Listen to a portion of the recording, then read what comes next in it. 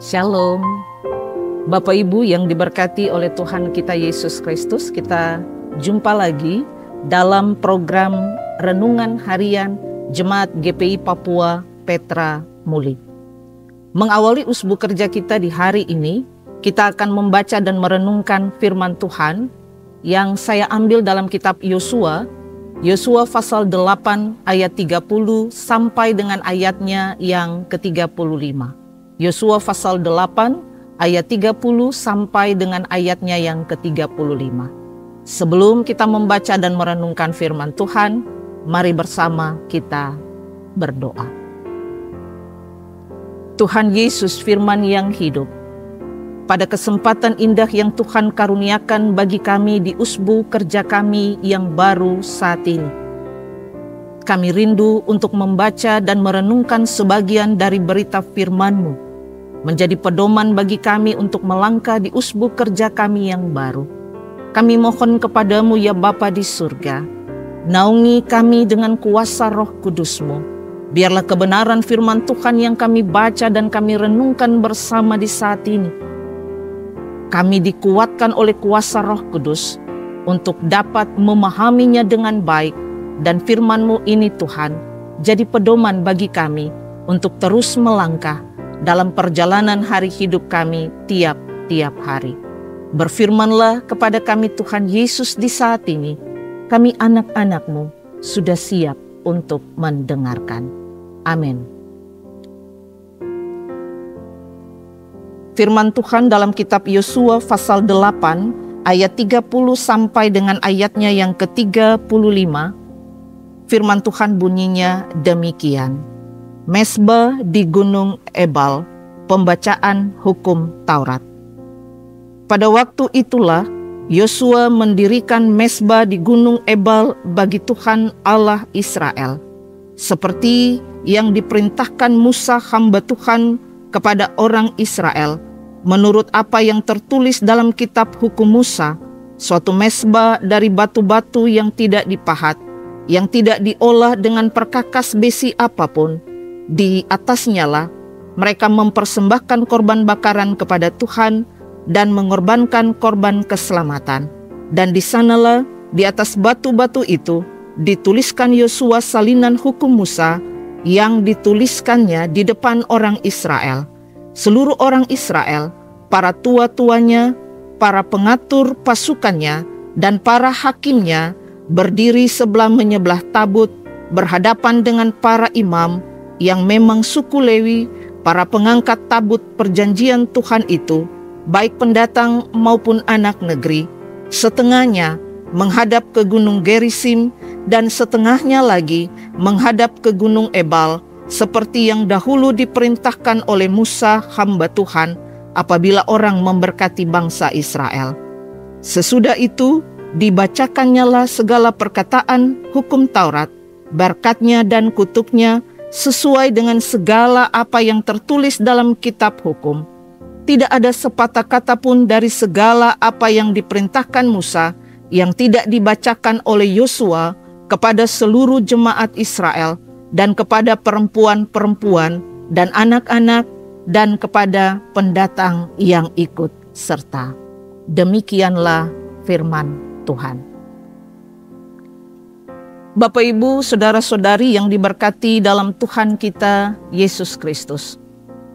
Dalam perjalanan kehidupan kita selaku manusia, semua orang disibukkan dengan berbagai aktivitas kehidupan. Mulai dari pagi sampai dengan malam, setiap orang melaksanakan aktivitas kehidupannya masing-masing. Aktivitas kehidupan manusia itu sangat beragam. Ada yang disibukkan dengan aktivitas rumah tangga, biasanya ini ibu-ibu.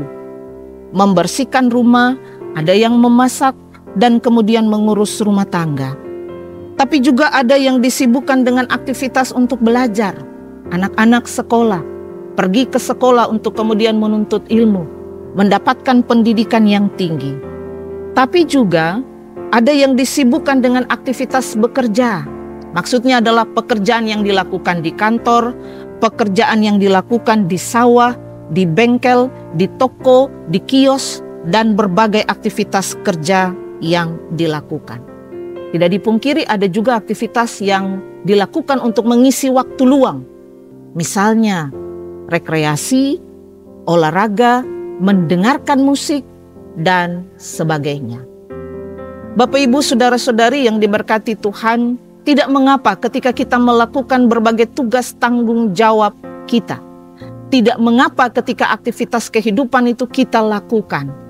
Tetapi jangan lupa, di tengah berbagai aktivitas kehidupan yang kita lakukan setiap hari, jangan sampai kita melupakan kehidupan kerohanian kita dengan Tuhan. Hari ini kita baca kitab Yosua pasal 8 ayat 30 sampai dengan ayatnya yang ke-35. Bapak Ibu, tokoh Yosua ini adalah tokoh yang tidak asing bagi kita. Dia adalah salah satu tokoh Alkitab yang dekat dengan Tuhan dan kemudian mencintai firman Tuhan. Bisa bandingkan itu dalam Yosua pasal 1 ayatnya yang ke-8. Bahkan Yosua ini adalah pribadi yang dekat dengan Tuhan. Pribadi yang kemudian setia beribadah hanya kepada Allah. Dan dia bukan hanya melakukan itu secara pribadi. Kita baca Yosua pasal 24 ayatnya yang ke-15. Yosua juga dia mengajak keluarganya untuk setia beribadah kepada Tuhan. Jadi bagi Yosua, kesetiaan kepada Tuhan itu harus dimulai dari diri sendiri, kemudian dilanjutkan kepada keluarga dan menular kepada orang lain di sekitarnya. Nah, hari ini ketika kita membaca Yosua pasal 8 ayat 30 sampai dengan ayatnya yang ke-35. Ini menceritakan tentang Yosua yang baru saja bersama-sama dengan bangsa Israel berhasil untuk kemudian mendapatkan kota Ai, dalam artian menang perang. Bapak Ibu bisa baca itu di ayat 1 sampai dengan ayatnya yang ke-29. Posisi Yosua adalah habis menang perang. Bapak Ibu, bersaudara yang diberkati Tuhan, Yosua dia bisa saja langsung melanjutkan penaklukan kota-kota lainnya. Dia bisa saja kemudian melanjutkan aktivitas kerjanya untuk kemudian bisa menang perang lagi. Tapi justru Yosua dia menghentikan semua aktivitas militernya dan kemudian mengajak kehidupan bangsa Israel dengan tujuan mulia, yaitu mari menyembah Tuhan. Dan itu terdapat dalam pembacaan kita di saat ini. Yosua dia bangun mezbah, Yosua dia memperbaharui hukum Tuhan, Yosua dia mengingatkan umat akan perjanjian dengan Allah. Jadi di tengah kesibukan Yosua dan bangsa Israel menghadapi peperangan, Yosua tidak mengabaikan kehidupan kerohanian dengan Tuhan. Dan di Gunung Ebal inilah Yosua dia cas kembali kehidupan kerohanian orang Israel. Bapak Ibu, bersaudara yang diberkati Tuhan, Yosua melakukan tindakan cas kehidupan bangsa Israel ini dengan cara, mari kita lihat di ayat 30-31. Yang pertama dilakukan Yosua adalah mendirikan mezbah bagi Tuhan. Bapak Ibu yang diberkati Tuhan, tindakan ini sebenarnya menunjukkan bahwa pusat kehidupan bangsa Israel itu bukanlah kekuatan militer mereka, tapi pusat kehidupan bangsa Israel itu adalah Allah. Mezbah ini dibangun oleh Yosua supaya umat dekat dengan Tuhan. Mezbah ini adalah sarana untuk bertemu dengan Tuhan dan penghargaan terhadap kemuliaan Tuhan. Dan di mezbah inilah umat akan mengagungkan Tuhan. Di mezbah inilah umat akan memuliakan nama Tuhan. Dan dalam mezbah ini jugalah mereka akan mempersembahkan korban kepada Tuhan. Itu yang pertama yang dilakukan oleh Yosua ketika dia cas kehidupan bangsa Israel. Yang kedua ada di ayat 32. Yosua menulis kembali salinan hukum Musa. Kenapa ditulis kembali? Ditulis kembali agar generasi berikut dari bangsa Israel, mereka tidak pernah melupakan firman Tuhan. Yang ketiga yang dilakukan oleh Yosua adalah ayat 34 sampai dengan 35, memperdengarkan kembali atau baca kembali perintah Tuhan, baik itu berkat maupun kutuk. Dan tanpa terkecuali, orang-orang Israel dari yang muda sampai dengan yang tua, dari yang pemimpin sampai dengan anak buah, semuanya mendengarkan perintah Tuhan lewat firman yang dibacakan. Bapak Ibu yang diberkati oleh Tuhan kita Yesus Kristus, dari sini kita bisa lihat bahwa Yosua tidak hanya memikirkan kesuksesan dalam kerja, Yosua tidak hanya memikirkan keberhasilan dalam peperangannya, tapi juga dia mempersiapkan kerohanian bangsa Israel untuk dekat dengan Tuhan. Lalu apa makna firman Tuhan ini yang dapat kita ambil, khususnya ketika kita menjalani usbu kerja kita yang baru? Pesan pertama yang ingin disampaikan oleh firman Tuhan ini bagi kita, dalam kehidupan kita saat ini, di tengah kesibukan kerja kita, di tengah kesibukan soal urusan keluarga kita, di tengah kesibukan soal studi kita, jangan lupa bahwa hidup kita itu ditopang oleh kasih karunia Tuhan. Itu catatan pertama bagi kita. Bapak Ibu pasti tidak asing dengan lagu "Hidup Ini Adalah Kesempatan". Saya mau ingatkan kita, hidup ini adalah kesempatan. Kesempatan bukan hanya untuk menjalaninya dengan berbagai aktivitas-aktivitas duniawi kita, tapi juga kesempatan bagi kita untuk menjalaninya bersama dengan Tuhan. Kadang waktu yang kita lalui ini, Bapak Ibu Saudara, kita menjalaninya dengan asal jalan saja. Dalam artian ikut suka kita, apa yang kita mau itu yang kita lakukan, dan belum tentu itu berkenan dengan Tuhan. Hari ini kita diingatkan oleh kebenaran firman Tuhan lewat kehidupan Yosua. Di tengah berbagai kesibukanmu, di tengah berbagai aktivitas kehidupan yang engkau lakukan tiap hari, jangan lupa untuk kemudian datang kepada Tuhan. Kadang standar ukuran manusia, jabatan, kedudukan, status sosial itu dipandang sebagai sebuah kesuksesan.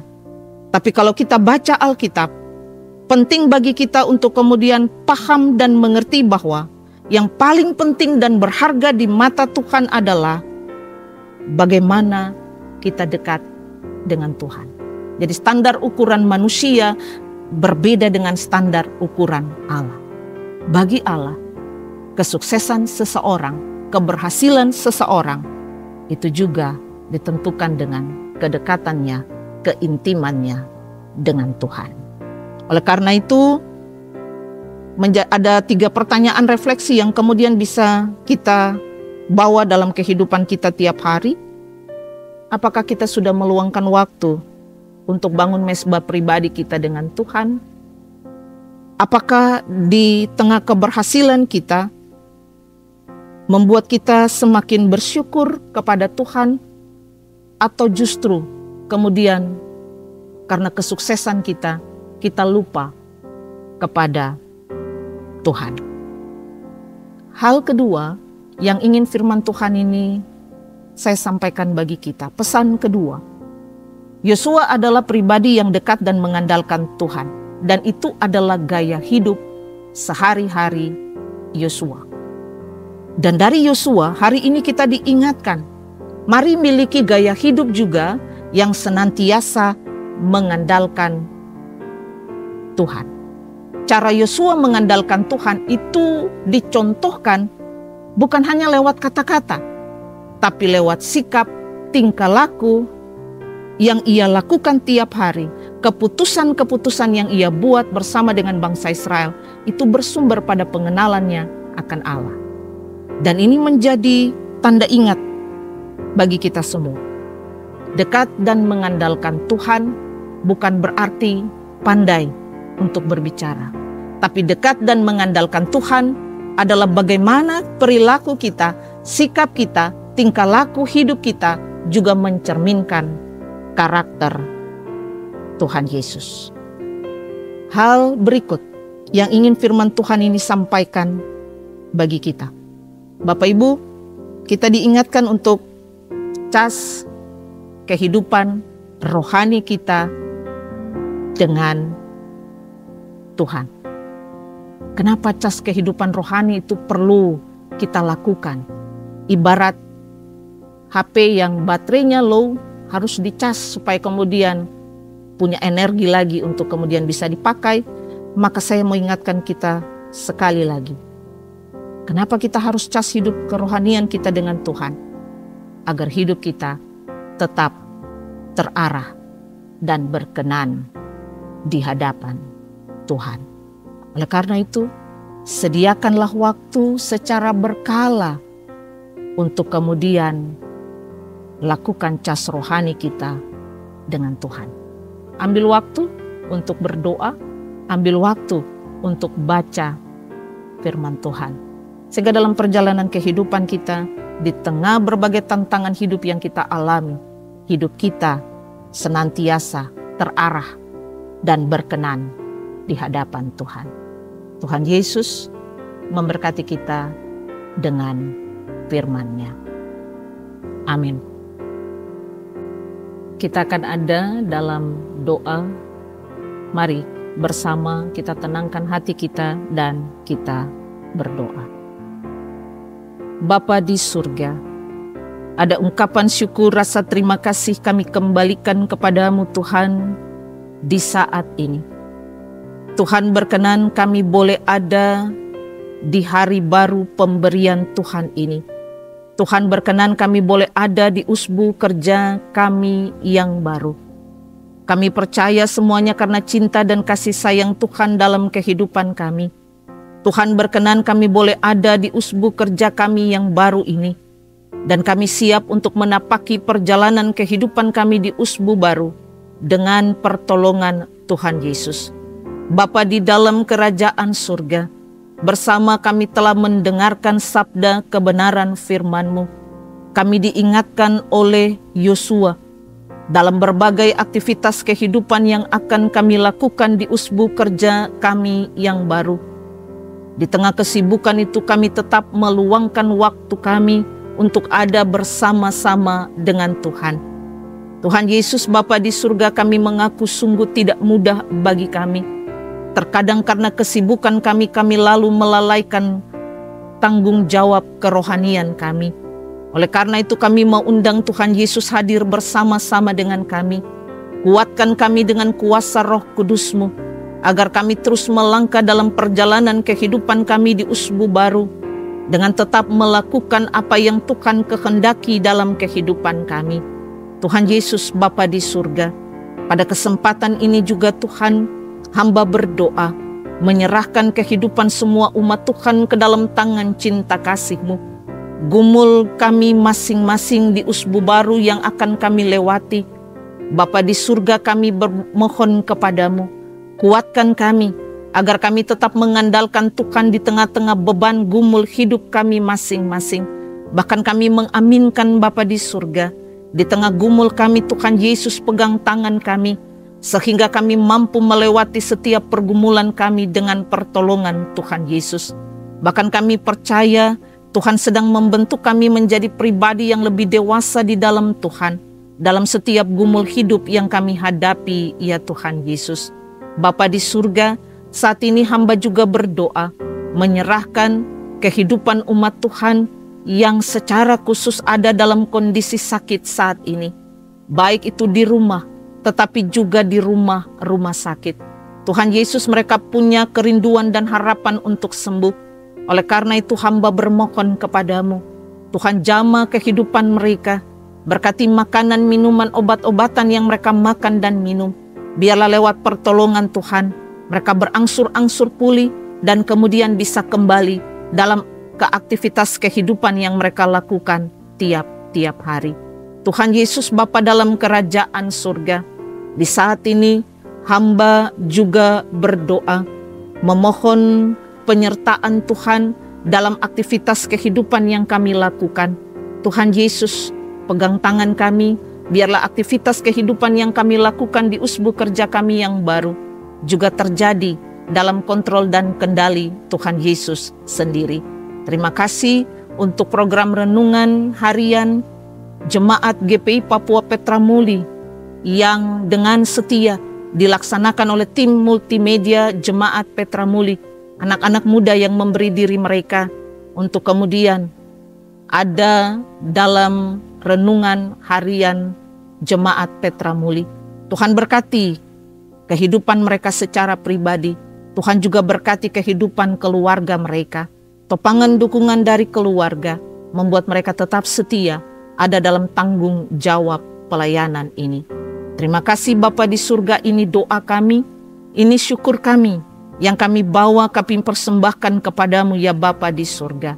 Dalam nama anakmu Yesus Kristus, kami berdoa kepada Bapa di surga, dan hamba mohon jaminan berkat Tuhan menyertai perjalanan kehidupan kami di usbu yang baru. Tuhan memberkati engkau dan melindungi engkau. Tuhan menyinari engkau dengan wajah-Nya dan memberi engkau kasih karunia. Tuhan menghadapkan wajah-Nya kepadamu dan memberi engkau damai sejahtera. Amin. Demikianlah renungan buka usbu kita di hari ini. Selamat beraktivitas. Tuhan Yesus memberkati kita semua.